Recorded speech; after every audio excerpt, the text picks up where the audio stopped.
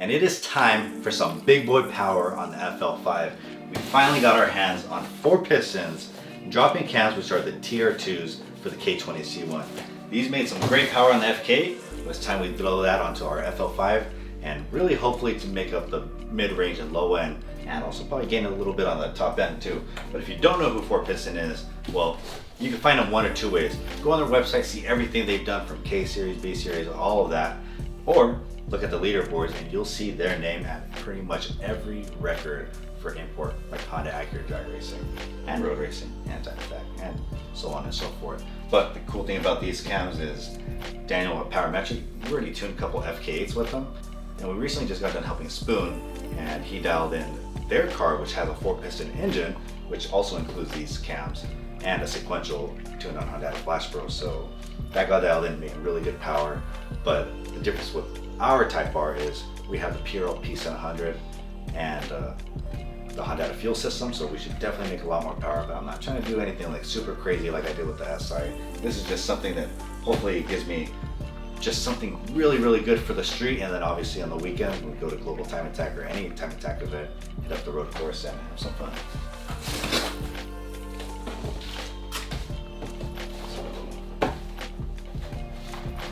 If you've never installed cam, I definitely recommend taking it to a professional. Same thing with tuning. If you don't know about tuning, just take it to a professional, make sure everything gets done good. But here it is. Does not come with the cam gears. We got to swap out the cam gears.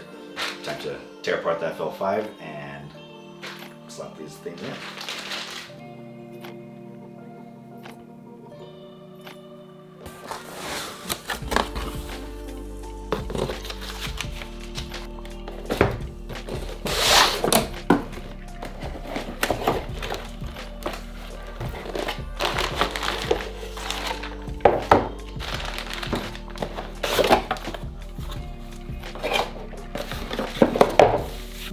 These things are very well packaged, which definitely makes you feel good knowing that they're taking their time on packaging stuff, because sometimes you just never know.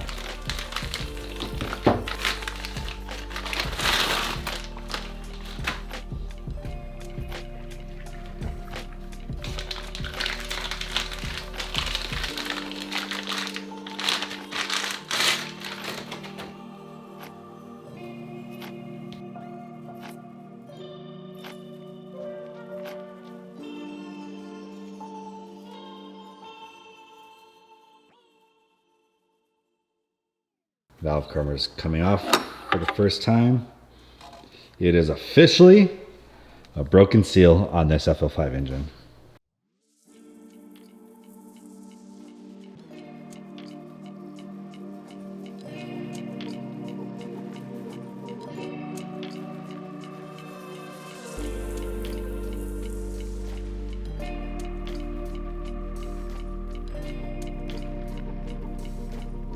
The cam caps are torqued, the cam gears are torqued, and the timing is put back exactly how we took it off.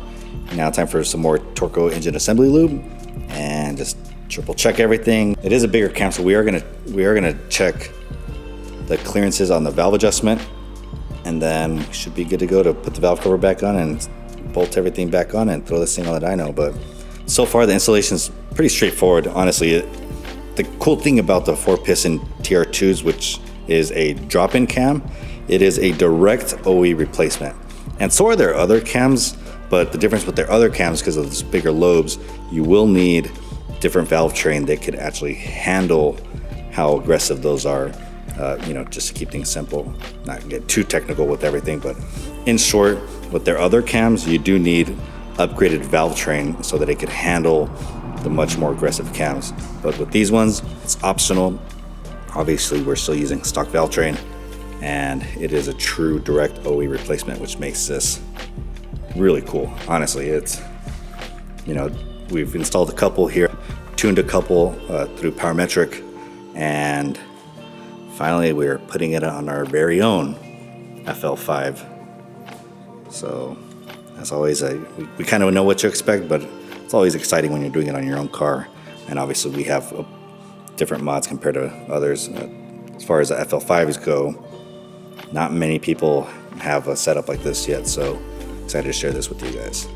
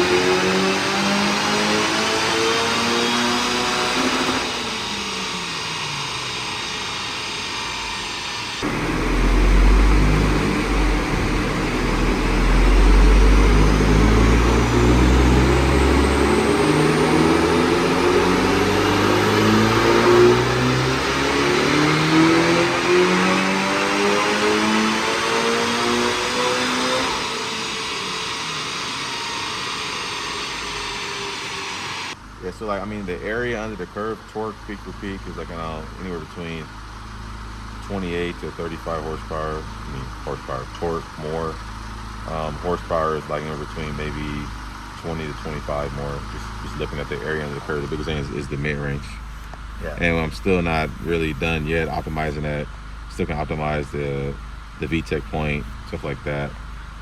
So, yeah. So, but this is, again, comparing us just kind of just slapping them in and then seeing what the tune makes, and then now he's finally dialing in. So one is just so I won't throw no air code. That's like you're gonna call it like a base, but really not a base. It's like, you know, and how you get the base is you just run the car real quick, see what the cam command versus the cam actual is, and whatever the cam actual is, you just set the cam command to not exceed that.